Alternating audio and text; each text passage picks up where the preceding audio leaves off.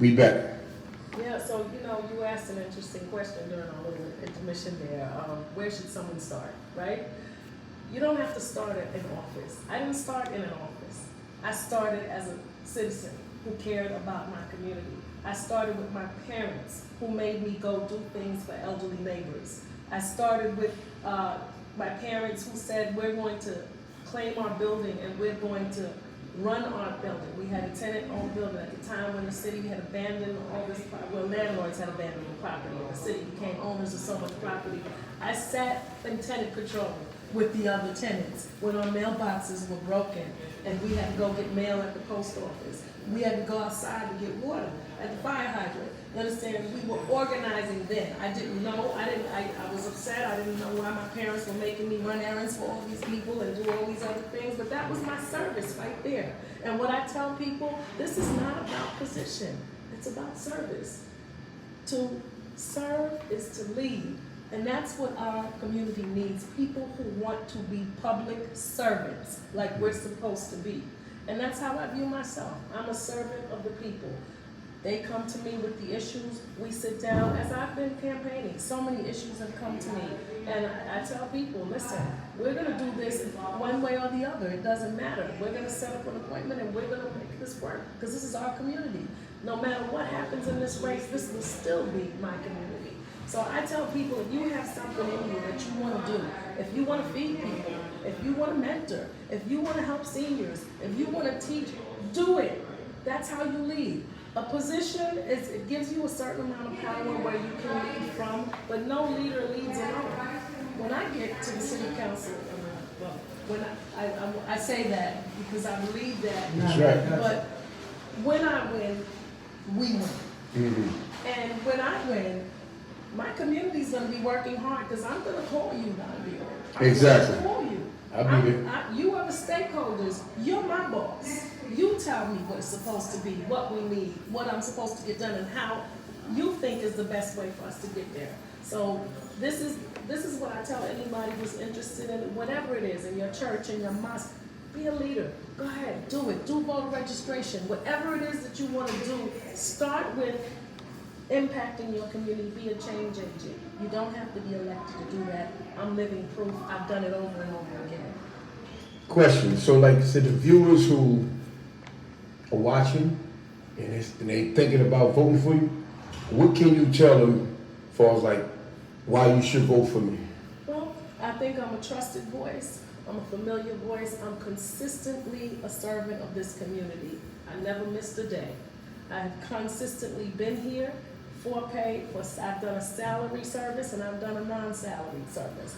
I've been unsalaried for the last 6 years. Still doing the service. Why? Because it's in my heart. It's what I love. It's what I know. It's what I understand. I know it's what my people need. And right now, I just feel so equipped and so uniquely qualified being taught by this community. Harlem is it's a great community. You know, they're encouraging and they're nourishing, and you know, they can be critical. Mm-hmm. You know, and they're not shy.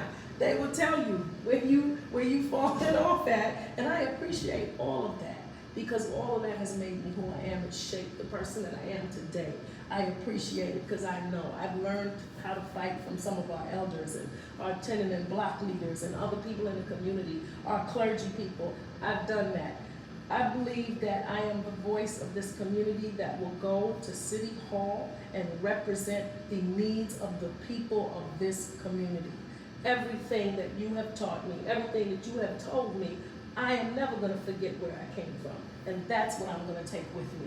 I'm going to take your concerns because sometimes we see things and we don't know what people are talking about when somebody says, oh, we made affordable housing, and we're like, affordable for who? Was that for us? Mm.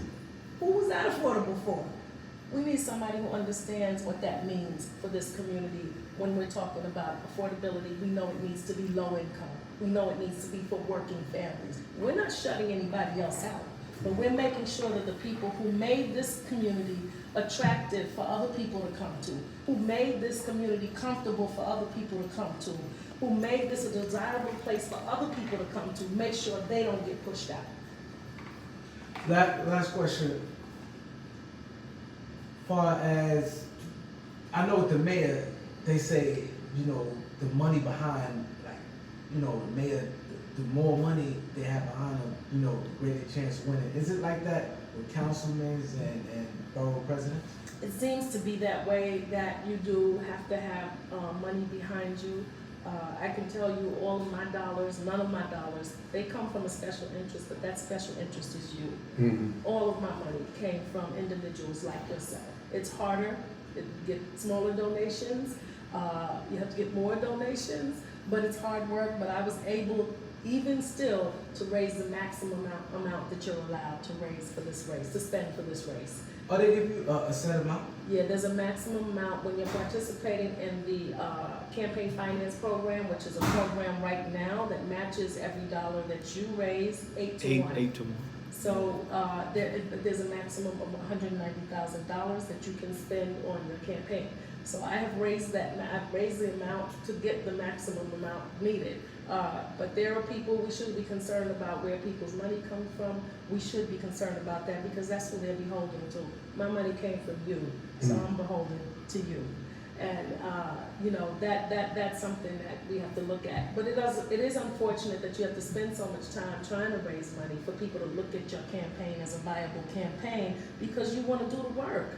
You really just want to do the work, but you do have to raise money because literature costs and marketing costs and campaigning costs. You know? All right, so ladies and gentlemen, we got Cordell Cleare here, City Council District 9. I want y'all to vote for her. That's my friend. That's what I'm voting for. And Cordell, can you tell them what podcast show you're on right now? Before you tell the podcast, where they can go vote for you at? Right, good Okay. question. Yeah, so voting starts this Saturday, June 12th through the 20th is early voting. There are a few early voting sites in Harlem. One of them is PS 175. You get something in the mail that tells you where you go to early vote. So it might be PS 175. It could be Wadley on 114th Street, 215 West 114th Street. It could be Jackie Robinson Complex on 106 in Madison if you're on the east side. So just check and make sure, or you can go to NYC Votes and look at your poll site locator and it'll tell you where you go to early vote. So that's from the 12th to the 20th. On the 22nd is election day, so you go wherever your regular polling site is. You go to your regular polling site to go on that day. You can also find that on the poll site locator. So you can start, I want people to come out early. Come out, get it out of the way. June 12th, be there. It's a big situation, June 22nd. Come out early. Yeah, come out early. May I ask a question? Yeah, can you tell them what podcast show you're on right now, Cordell? This is the one, the only B139. We holler. Yeah. That's right. Yeah, Cordell Cleare.